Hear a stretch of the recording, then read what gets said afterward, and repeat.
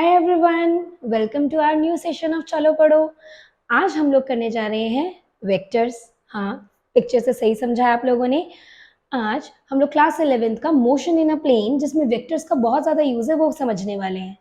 है तो बहुत छोटी सी कॉन्सेप्ट, लेकिन समझने में न जाने पता नहीं कहाँ कहाँ दिक्कत आ जाती है। बहुत सारे क्वेश्चंस ऐसे होते हैं जो हमसे सॉल्व नहीं हो पाते, तो चलिए साथ मिलकर सॉल्व करते हैं। देखिए, सबसे पहले हमें पता होना चाहिए कि वेक्टर क्वांटिटीज होती क्या है। नेचर में हम फिजिक्स के अंदर खासकर दो तरीके की क्वांटिटीज को डिस्क्राइब कर सकते हैं, या फिर यूँ कहूँ तीन तरीके की, लेकिन थर्ड वन टेंसर्स है जो आपको हायर क्लासेस में सीखने को मिलेगी, तो इसलिए वो हम अभी डिस्कस नहीं करेंगे। तो सबसे पहले हम डिस्कस करते हैं स्केलर्स के बारे में। ऐसी क्वांटिटीज जिनके स्केलर्स के बारे में ऐसी क्वांटिटीज जो सिर्फ मैग्नीट्यूड बता सकती हैं, यानी कि आप उनका ये बता सकते हैं कि उनकी वैल्यू क्या है, न्यूमेरिकल वैल्यू क्या है, लेकिन उनकी डायरेक्शन का पता नहीं कर सकते, उन्हें हम लोग स्केलर क्वांटिटीज कहते हैं। जैसे मास 5 kg या 2 kg। अब अगर हम पोटेटोज खरीदने जाएंगे तो हम उनको क्या बोलेंगे भैया को कि 2 किलो आलू दे, तो सिंपल है। अब 2 किलो आलू में थोड़ी ना हम डायरेक्शन ढूंढेंगे, हम 2 किलो आलू लेकर आ जाएंगे। या फिर मैं यूं कहूँ, मैं 1 मीटर डिस्टेंस चलकर आ गई। अब 1 मीटर तो मैं किसी भी डायरेक्शन में चल सकती हूँ। तो जहां पर जिन क्वांटिटीज में खासकर कोई डायरेक्शन के बारे में पता ना लगे, लेकिन एक न्यूमेरिकल वैल्यू के बारे में पता लगे, उन्हें हम कहते हैं स्केलर्स। जैसे कि यहाँ पर देखिए, स्केलर्स के हमारे पास एग्जाम्पल्स क्या हैं। मास, मास की एसआई यूनिट क्या नापते हैं हम लोग, केजीज। डिस्टेंस, डिस्टेंस क्या होता है, path length covered by a body.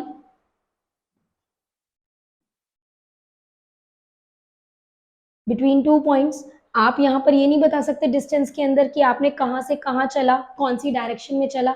हाँ, लेकिन अगर डिस्टेंस एक फिक्स डायरेक्शन में हो तो वो क्या बन जाता है, डिस्प्लेसमेंट।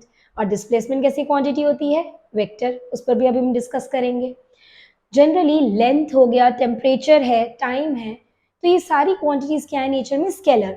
लेकिन आइए बात करते हैं वेक्टर्स की। वेक्टर्स में क्या है, जब न्यूमेरिकल वैल्यू के साथ साथ डायरेक्शन भी मिल जाए तो वो वेक्टर क्वांटिटीज बन जाती हैं। जैसे कि हमारा वेट। अब हम सभी लोगों को पता है कि जितना भी ग्रेविटी द्वारा हम सब इंसानों पर या किसी भी ऑब्जेक्ट पर फोर्स लगता है, that is called as weight. तो यानी कि हमारे वेट का फॉर्मूला हो गया mg। सही कह रही हूँ ना मैं, W is equals to mg।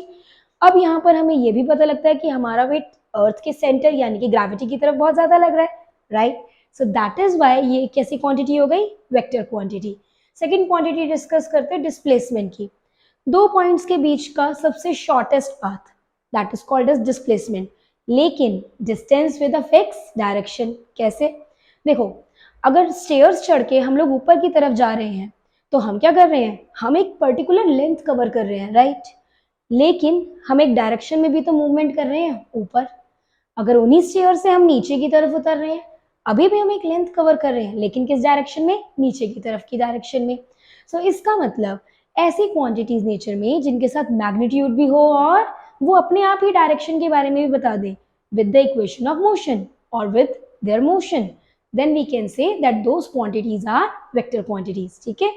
सो यानी कि ये सभी क्वांटिटीज जैसे कि weight, displacement, thrust, acceleration, drag, ये सारी हमारी कौन सी क्वांटिटीज हो जाएंगी, वेक्टर क्वांटिटीज। सो हम कह सकते हैं vector quantities those quantities that have both magnitude as well as direction। ठीक है।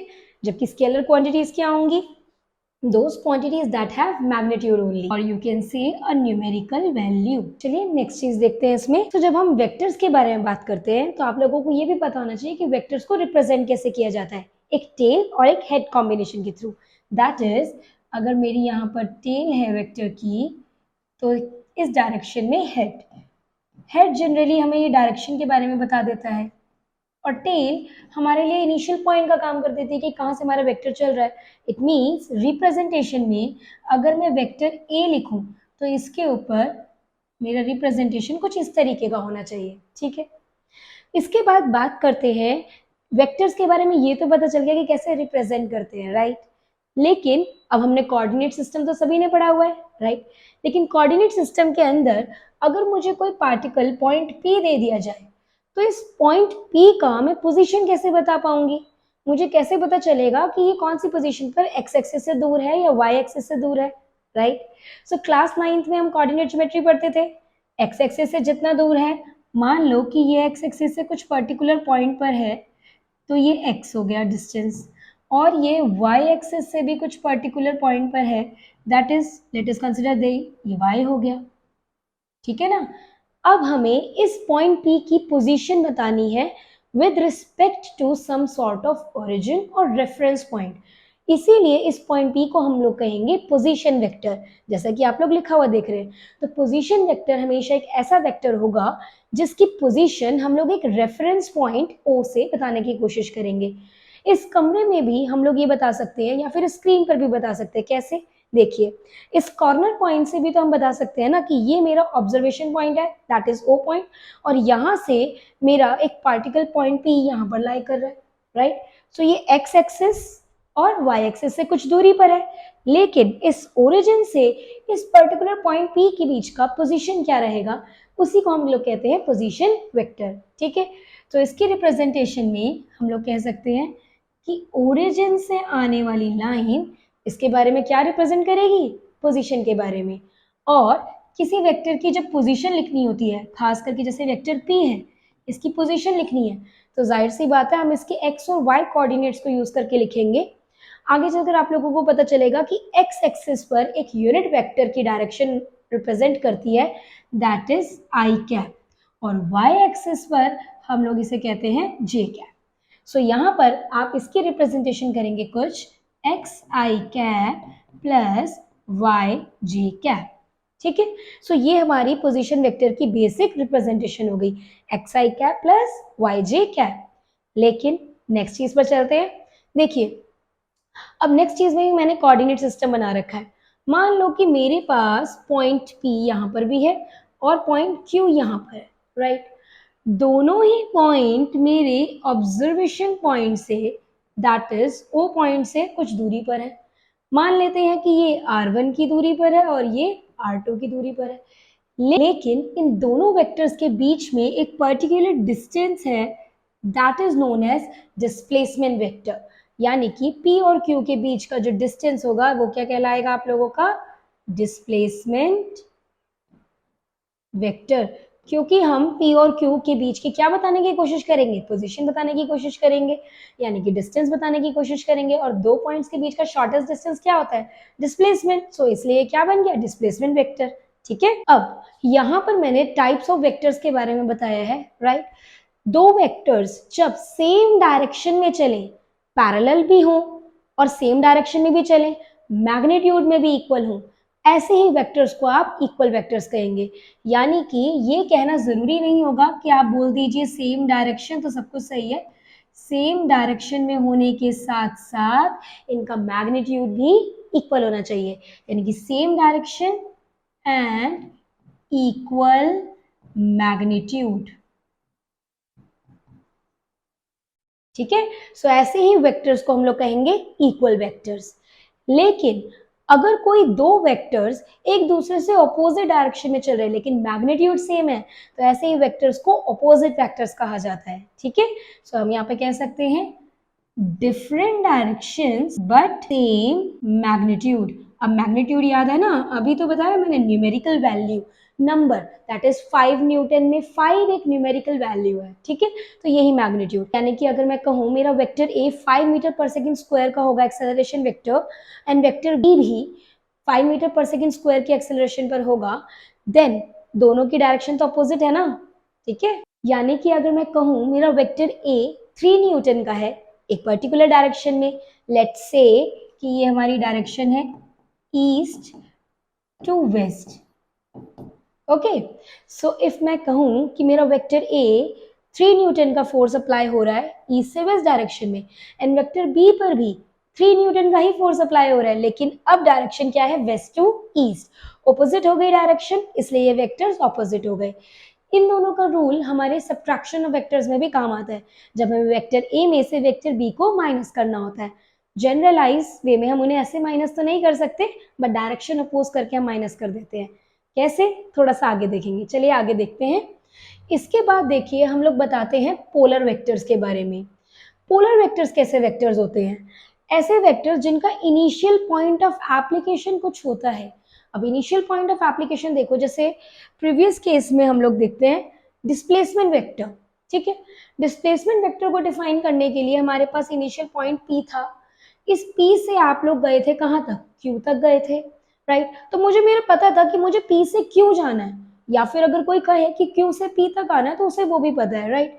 सो इसीलिए इसे डिस्प्लेसमेंट वेक्टर कहा गया, ठीक है। सो इसी तरीके से जिन भी वेक्टर्स का इनिशियल पॉइंट ऑफ एप्लीकेशन आपको पता होता है उन्हें ही हम पोलर वेक्टर कहते हैं। तो यानी कि डिस्प्लेसमेंट वेक्टर भी क्या हुआ है? पोलर वेक्टर हुआ, ठीक है। नेक्स्ट करते हैं। इसके बाद देखिए मैंने यहाँ पे एक बॉटल के एग्जाम्पल के थ्रू दिया है। जनरलाइज वे में देखिए, जब आप बॉटल का कैप इस तरीके से घुमाते हैं एंटी क्लॉकवाइज तो क्या होता है? कैप ऊपर की तरफ आता है, राइट, खुल जाता है ना। तो यानी कि जब कोई भी वेक्टर एक पर्टिकुलर एक्सिस ऑफ रोटेशन के अलोंग क्या करने लगे? रोटेट करने लगे। अब आप इसको ऐसे घुमा दो, क्लॉकवाइज घुमा दो तो क्या होगा? बॉटल का कैप क्या हो जाएगा? बंद हो जाएगा, राइट। सो सिमिलरली ऐसे ही वेक्टर्स को हम लोग कहते हैं एक्सियल वेक्टर, यानी कि फिक्स एक्सिस ऑफ रोटेशन के अलोंग क्या करे आपका ऑब्जेक्ट? रोटेट करने लगे, ठीक है। सो आप कह सकते हैं यहाँ पर fixed axis, these vectors move along a fixed axis, ठीक है। इसके बाद नेक्स्ट बात करते हैं पैरेलल वेक्टर्स की। अभी हमने बात करी थी इक्वल वेक्टर्स की, right, same direction and equal magnitude, correct. यहाँ पर मैग्नीट्यूड इक्वल ना भी हो तो भी चलेगा, लेकिन डायरेक्शन सेम होती है, ठीक है। तो यानी कि आप यहाँ पे कह सकते हैं मैम डायरेक्शन तो हमें क्या चाहिए? सेम। डायरेक्शन हमारी क्या होनी चाहिए? सेम, लेकिन मैग्नीट्यूड डिफरेंट हो सकता है।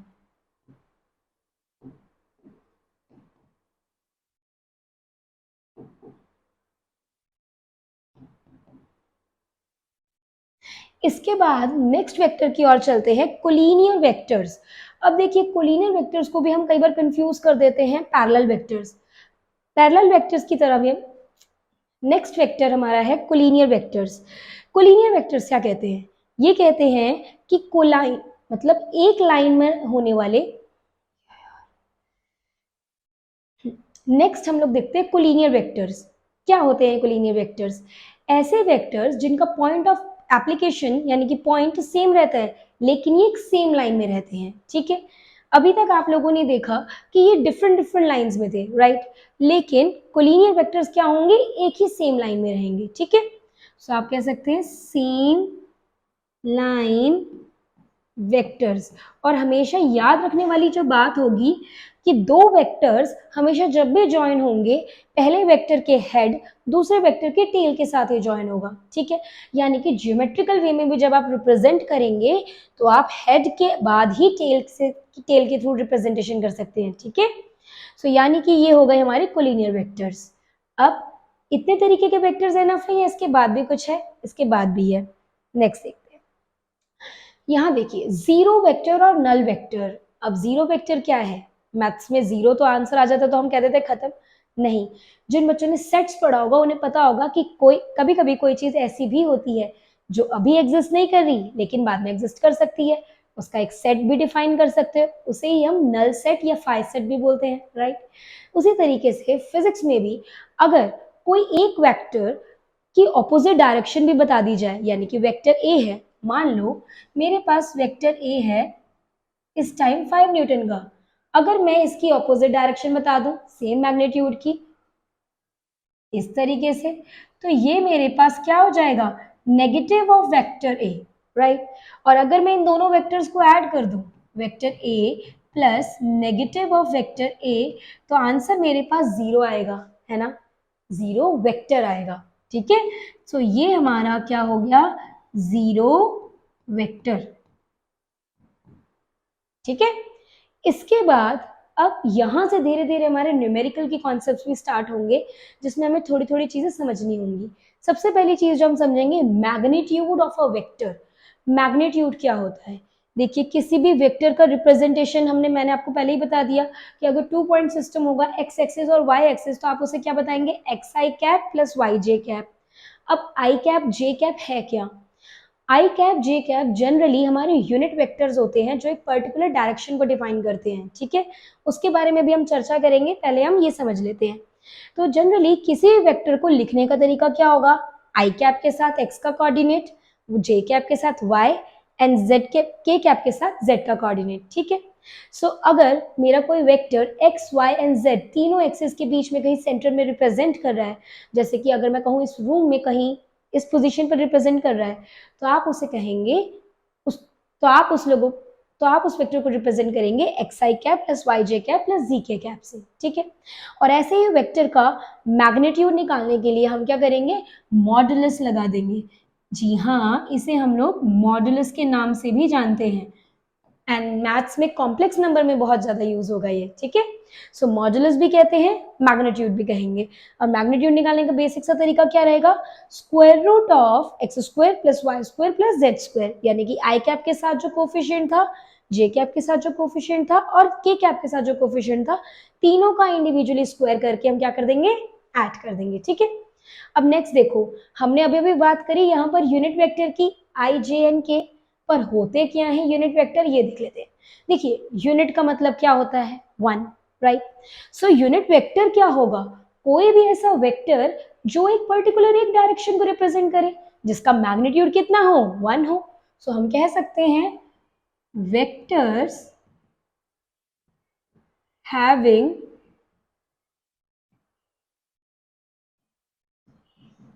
मैग्नीट्यूड वन एंड रिप्रेजेंटिंग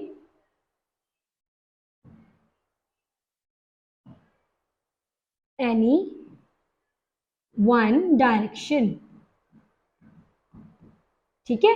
तो जनरली एक्स एक्सिस को रिप्रेजेंट करने के लिए आई कैप, वाई एक्सिस को रिप्रेजेंट करने के लिए जे कैप और जी एक्सिस को रिप्रेजेंट करने के लिए के कैप होता है, ठीक है।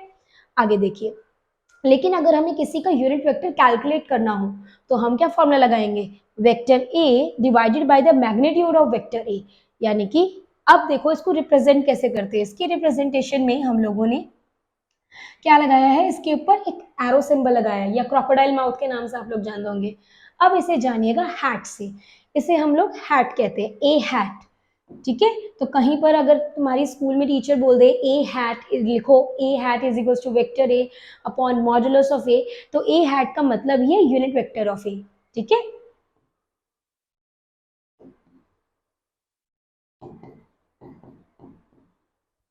So unit vector of A is given by vector A upon magnitude of A.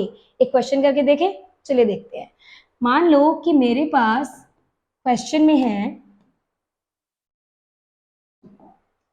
एक vector A 3i cap plus 2j cap minus K cap, ठीक है। मुझे इसका यूनिट वेक्टर निकालना है। अब ए का यूनिट वेक्टर का क्या फॉर्मूला बताया मैंने? Vector A upon magnitude of vector A, right. तो सबसे पहले मुझे क्या निकालना चाहिए? पहले मैं फॉर्मूला लिख लेती हूँ, ठीक है। उसके बाद वेक्टर ए की वैल्यू क्या है? 3i cap plus 2j cap minus K cap divided by magnitude of vector A. अब मैग्नीट्यूड क्या रहेगा? Square root of 3 square plus 2 square plus 1 का स्क्वायर। अब कुछ बच्चे सोचेंगे कि के साथ तो कुछ भी नंबर नहीं लिखा है, तो 1 तो ठीक है, आप लोगों ने मान लिया, बट माइनस साइन है तो यहाँ माइनस क्यों नहीं है? बेसिकली जब फॉर्मूला में आप डाल रहे हैं तो क्या डालेंगे? स्क्वायर्स के प्लस ही डाल रहे हैं, एडिशंस डाल रहे हैं, ठीक है। तो यहाँ पर ये गलती नहीं हो सकती है, ध्यान रखिएगा इस चीज का। अब हम फाइनली सॉल्व कर देंगे। 3i cap plus 2j cap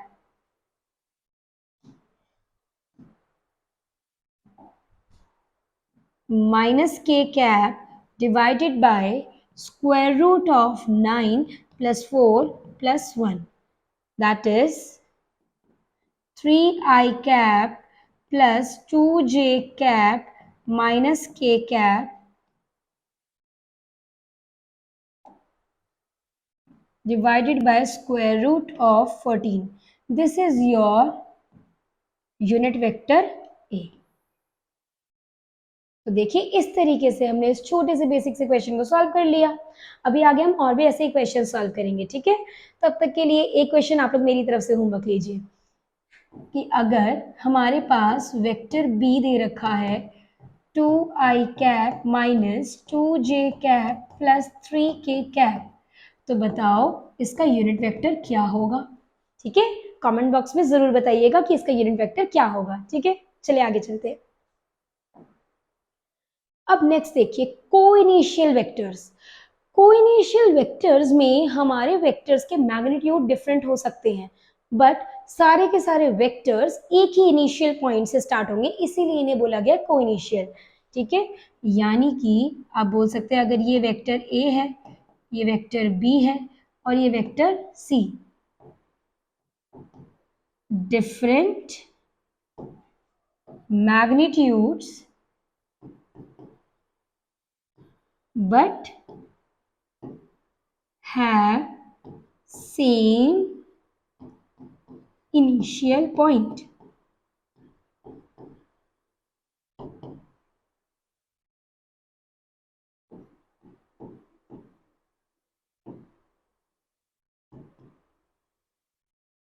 So we can say vectors having different magnitude but have same initial point are known as co-initial vectors. ठीक है, इसके बाद हम लोग आ जाते हैं बेस वेक्टर्स पर।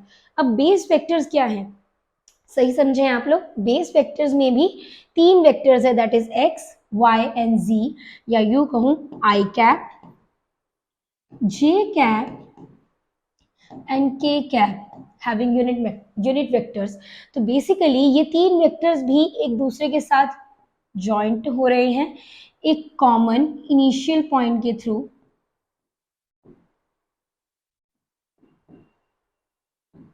बट यहां पर एक स्पेशल केस है कि ये तीनों वेक्टर्स एक दूसरे के परपेंडिकुलर हैं, यानी कि 90 डिग्री का एंगल बनाते हैं। ठीक है, जबकि यहां पर ये तीनों वेक्टर्स के बीच में ऐसा कोई रिलेशनशिप नहीं है कि 90 डिग्री का ही एंगल बनाएंगे, बट सेम स्टार्टिंग पॉइंट होगा। ठीक है, चलिए आज तो हम लोगों ने बहुत सारे वेक्टर्स के बारे में डिस्कशन कर लिया और कुछ एक दो क्वेश्चंस भी कर लिए। नेक्स्ट सेशन में हम इसके आगे का पढ़ेंगे और ये देखेंगे कि क्या वेक्टर्स में भी addition subtraction normal addition subtraction की तरह होता है या कुछ नया होता है। तब तक के लिए हमारे साथ बने रहिए, हमारी वीडियोस को लाइक कीजिए, शेयर कीजिए, कमेंट कीजिए नीचे कमेंट बॉक्स में, और हमारे चैनल को सब्सक्राइब करना ना भूलिएगा, साथ ही साथ बेल आइकन को दबाना ना भूलिएगा। Thank you.